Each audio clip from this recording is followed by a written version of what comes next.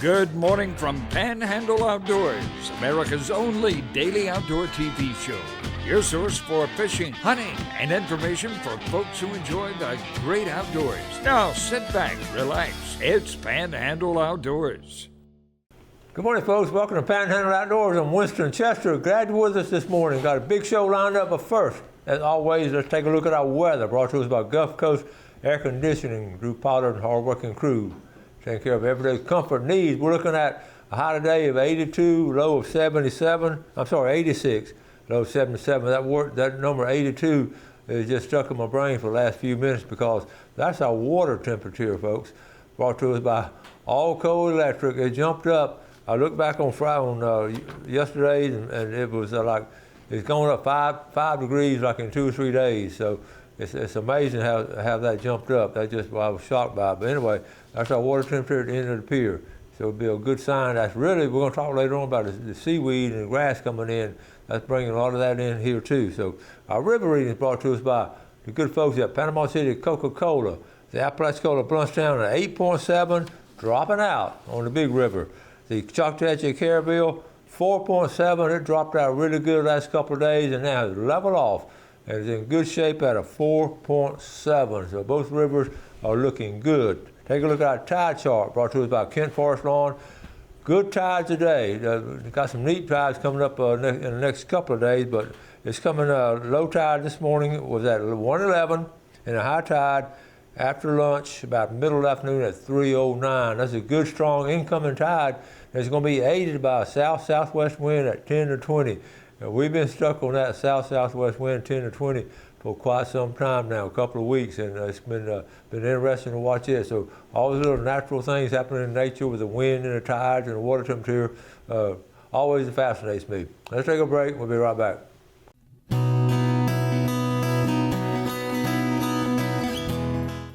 Okay, welcome back. Last week I mentioned some catalpa trees, and I've sort of been snake bitten and growing with trees, and a lot of my things I talk about on the show goes back to my grassroots of growing up and watching my dad doing things and all these leaves and the catalpa worms on them, and I was just always fascinated with them, and I've always loved them, and they've always been just super good baits when we're catfishing and all, and it's just a natural thing, and my cousin Randy Parker sent me some pictures. But I picked this one up, picture up over the weekend yesterday, and this is for the brim fishing folks. And this guy says, this is Barney, best universal bait there is, and yes, you can freeze them and keep them fresh looking for years.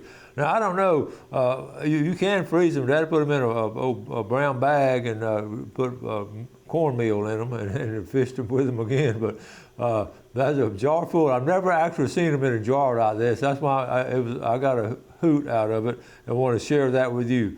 And y'all send me some pictures of I know a lot of y'all up there in the Vernon, Bonifay, Gaston, and Jackson County have a bunch of them. We just don't have that much good luck with them down here on the coast. I won't blame the salt water, the salt air, the reason I can't catch them. But speaking of what we do have, we have some good bays in here. This is from the Kingsport neighborhood. What he said, the bait fish are back. Bingo, that's the sentence right there. The bait fish are back, and so are the redfish. So they're gonna follow the bait fish. My buddy Ben Steele, I always talk about fishing ponds, and he just did a flashback. But what does he talk about? Love fishing old farm ponds. I talk about that a lot of times on the famous Friday fishing forecast. There's a little smiling Ben right there. He loves the outdoors. Good job, Ben. But I'm glad there's a good picture of it. And pretty fish. Those sandhill ponds, they just have some pretty bass in them.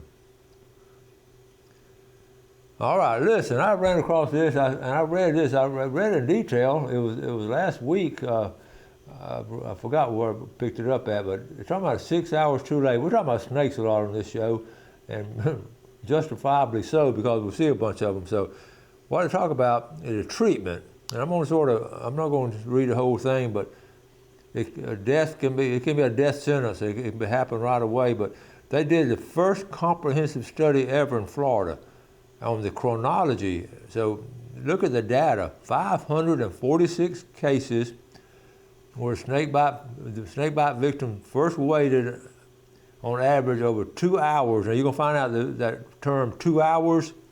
They waited to see if it started swelling. That's critical, those 2 hours, okay? So now we'll go on down, and it talks about, okay, I just mentioned that. Folks, you're talking about a cottonmouth? That's one right there. That's a deadly snake, and they are very aggressive, and they're not very good. I dispose of those when I see them. I really do. Okay, so anyway, during the study, this is interesting. 10% of the patients attempted to heal a snake bite on their own using methods with no verified medical effectiveness. Okay, I won't go back. Let me talk a minute about that. The early years, and you had this little. I should have brought one. I still got a couple of them. Little thing about that size. It was a suction cup, and you're supposed to. It had a little razor blade in it, and you make a little X on the cut, and then you put that suction cup on it, suck it out. Well, that sounded like a great idea to suck out that venom, and they've been used for a long time. Then people started finding out the bite itself was getting infected. When he made that razor cut on it, was getting infected because of the razor blade was used back and forth in and out of the suction cup. So anyway, they've done away with that. They hadn't outlawed it, but nobody ever uses that anymore. And I would have used it. I took it with me for all my growing up years. In case I never had to use it, thank goodness. But anyway, so we'll go back to the bottom line right here. At least 1/3. Look at that bottom paragraph. At least 1/3 of bites were likely preventable, given that 2/3 of all bites were located on the hand. Isn't that interesting? And 1/3 of bites reported actually interacting. That sounds like something some people like me would do, interacting with them. So anyway, it goes on to talk about basically what they're talking about. They're trying to get treatments right away. There were 6 venomous snakes, and it's rare. Okay, here the bottom line. 10 patients received were the pressure relieved and muscles by cutting through the skin, and 3 of the patients, 3 out of 10 died, but 7 out of 10 lived. So the long average time wait of 2 hours it was a big reason for it. So okay, bottom line, or next to bottom paragraph. If you are bitten by a snake, especially one which you are unfamiliar, seek care from a medical professional to aid in a swift recovery. And do it fast too, okay? So anyway, wrapping up on the bites, and a lot of y'all are like me, you go up there in an isolated area, sometimes by yourself, and I often wonder if I'm way back in the woods away from my truck and get snake bit, what's the best thing to do? Of course, you want to call, but if you're like me, you don't have any cell service up in that area. So I guess I'm extra careful now, and I know y'all are too, so wear snake-proof boots, which I never used to wear, but we wear them now. But I think the best thing, I've tried to analyze it, the best thing is to get back to my truck as fast as possible. But here's the downside of that. Your heart's going to beat faster, you're going to pump that blood faster, and it's going to bring that poison to the rest of your body faster. So the best thing to do is prevent it if you can. Let's take a break, I'll be right back.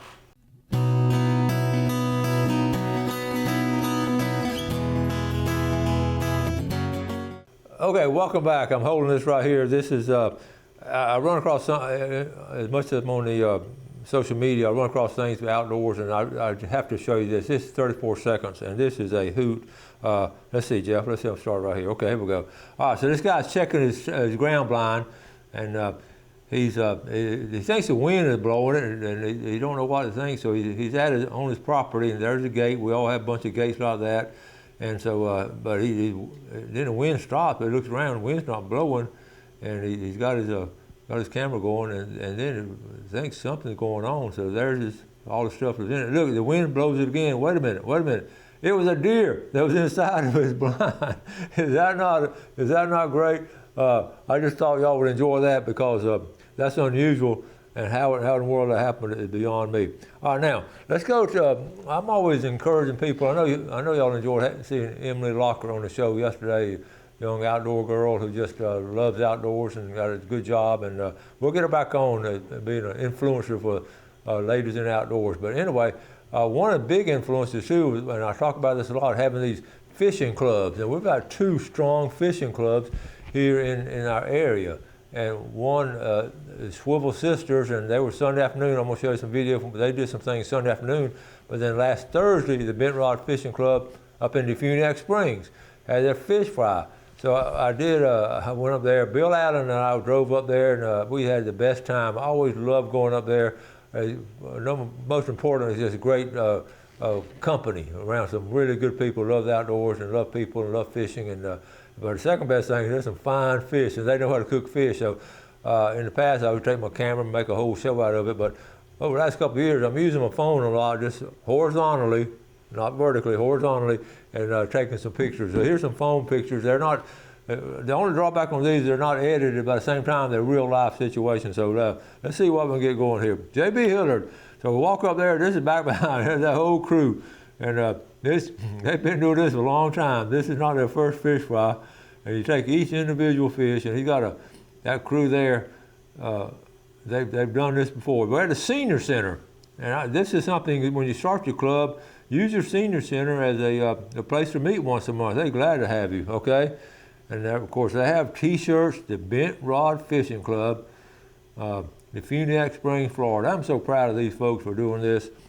They got caps coming, Bent Rod Fishing Club. I'm with JB to come on the show later on this week if I can get him away out of his boat for just a few minutes. But you see this process here. And we're going to be doing this weekend, Saturday at Howard Creek. Same situation, getting that grease hot and throwing that fish in it. And I get tickled now. I don't know how in the world these old timers actually cook fish without these fancy cookers. But that's the way I do it right there. I have my own hush puppy mix. You got to cook them at 200, 250. All right. There's Bill Allen back there and our trooper, our state trooper right here. All right, here we go. I said over here. I'm talking about Tyson. Okay. All right, okay, I just got a couple of pictures of them taking it out. They're just telling, they're getting ready to go in and eat now, so everybody's happy.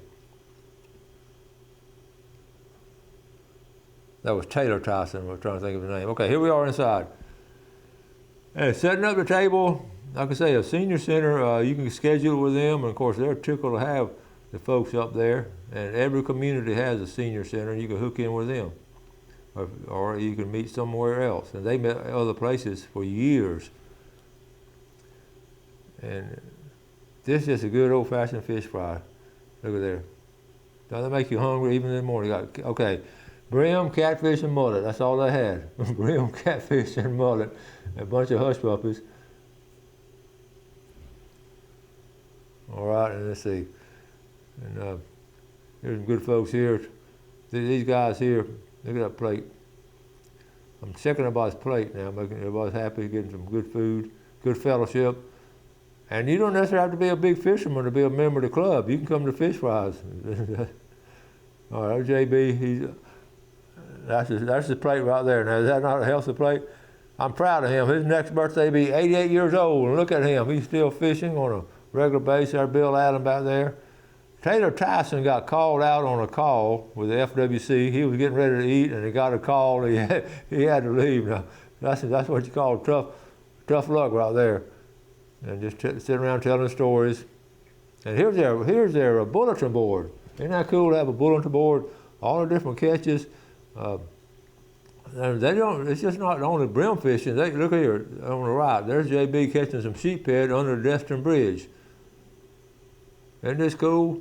There's the sheephead pictures over there. But mullet, brim, catfish. Let's see. Bob Dixon up there.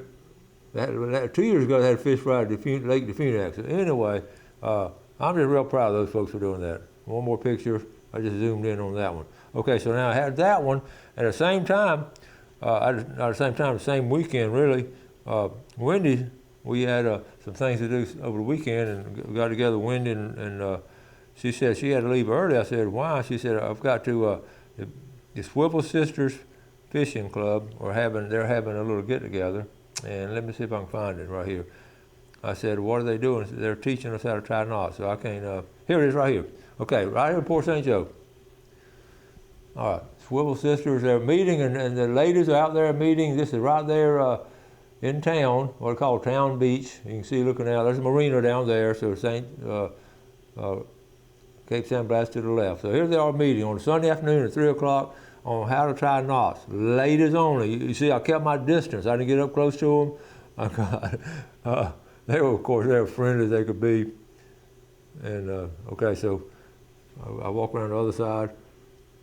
There's Wendy, she saw me, she didn't know I was coming. She said, "There's my dad." And everybody turned around and spoke, and so nice. So they were basically doing rigging for ladies who want to learn how to fish and have done it before. And one more quick shot. And after this, they waded out and did some wade fishing straight out there and had a grand time. And we've had a lot of these ladies, I've shown them a lot before, doing their fishing tournament that they had last week.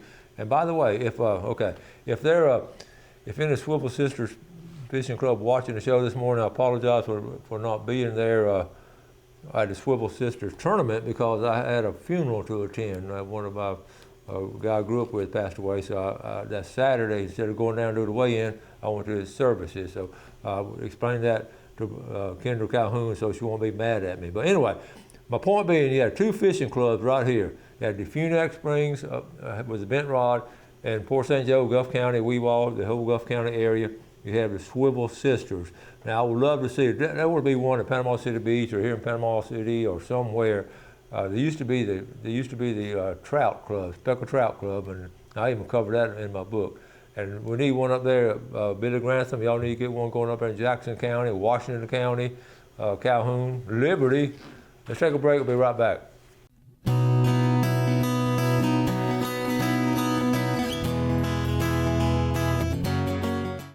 Okay, welcome back. Let's take a quick look at our fishing game time today, brought to us by Blue Water Outriggers in Port St. Joe. 6 o'clock to 8 o'clock this morning, right on the nose.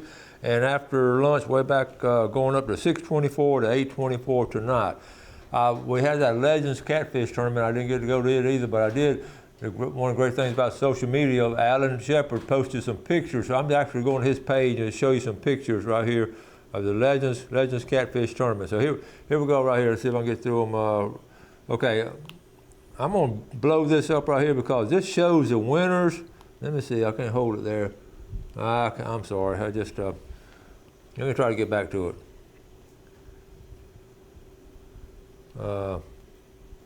Jeff, I'm going to have to, okay, I'm just going to go through it. Okay, here we go, I'll just go through it. But anyway, there's these, winners. I want to show that, there you go. So, there are the winners. I don't know if you can read it. 69 pounds, 56 pounds, 10 ounces, and 56 pounds. So wow, you can see it in the on the right, the women's, female, the big fish. Bottom right, the kids. All the categories. And up in Bristol, at the boat landing up there. So anyway, here are the pictures. I don't look at all those kids out there fishing. Is that not a great way to spend a Saturday night? And just different ones. I want to show them individual because I know you're watching. How about the size of those catfish? I want to thank Alan Shepard for getting this posted real quick. Now some of those 59 pounders. And I would love to have been there to weigh in. But sending pictures like this is the next best thing. So yeah, look at that one. Wow. So I'm going to go through them pretty fast because I got so much to cover. Look at there. That's coming out of the Apalachicola, the big river. And from Bristol, I don't know if they went down river or up river, but I got a feeling they went both ways. Some of them did. Okay, so you see, well, look at that one. Legends Flathead Tournament. Congratulations, guys. So anyway, that's it. That's enough of that right there. But good job. And I want to get back to pictures real quick because another tournament I want to get to. If I can get Patty Fowler. Okay, right here, Patty Fowler. She lives at Howard Creek. Patty's been in the school system for a long time, and okay, here we go right here. This is Patricia Fowler, and she posted this at Howard Creek. Which team will come on top at our next Shaddai Shriners Brim tournament? Come on next Saturday and join the competition. Okay, so anyway, I want to go through the pictures. And of course, this is the poster. I've showed the poster right here, you know, on the poster. This is what they'll do. They'll show the different winners. This was in 2022, and the different winners. But you can see, you can actually see, let me see. Here we'll go right here. I can blow it up better. You can see the winners, okay, 2022. And then moving on here, This is at the boat landing, upper landing right there. And just come down and have, okay, is that not good fishing out on the river? They just went down the river. You don't need to know a lot about it, just go catch some brim. But even if you don't come to catch some brim, just being around all those folks at the fish fry, like I say, it's a fundraiser. It's a fundraiser for the Shout Out Temple. So anyway, we wanted to show you that and let you know that I'm going to be to that one. If nothing comes up, I'm going to definitely try to be to that one right there and go to it. One thing I wanted to cover, and I'm not going to have a chance, basically, let's see right here. Let's go to this one right here, Jeff. Right here, the seaweed. I'm getting a lot of calls on seaweed. This was Destin. The first notice I got was from Destin, and we'll talk about this every year. The old timers call it June grass, and it just comes in this time of year, and it's all over the place. You know, at Panama City Beach, they hire people to clean it up at night. I mean, part of their job is clean it up. But really, it's a natural phenomenon. And it does, when it dries out, it has a bad smell to it, but it's not going to hurt you. And my favorite, here it is right here. And then I got one. Okay, I got the picture there. But let me talk about the seaweed about it because well, let me show you. I got two more pictures right here. This is Cape San Blas. I just showed you Destin. Here's Cape San Blas. Okay, all within the past 3 or 4 days. And one more picture from the Cape. This is looking south now. This is down around a stump hole where the houses are falling in because of the erosion. But I always try to tell everybody, look on the bright side of things. If you ever held that in your hand, Wendy, kids, they went out, they were in the bay last Saturday, and Whitney and Ashley and Mason, they picked up that grass, and they were just awed, and all the things in it. You had shrimp, had little fish, had little crabs in it, all in a little wad, and things are jumping out of it because marine life cling to it, and it's really fish will hang around it when it's a little bit offshore, out 100 yards from shore, because they get food from there. So it's always look on the bright side. It's a natural phenomenon, and you can you can fish, get around it and everything. So just be aware of it when you see it next week or two. It'll be gone for long, but Sargasm is the name. Look it up. It's interesting. Got to wrap it up for today. Got some guests coming in the rest of this week. Got a whole lineup of great guests coming in. Y'all do something good for someone else today. You have a great day. Enjoy the outdoors, and let's take care of it, and God bless. Thanks for watching America's only daily outdoor TV show, Panhandle Outdoors with Winston Chester, featuring hunting, fishing, and other activities and information to help you enjoy the great outdoors. Join us next time for Panhandle Outdoors.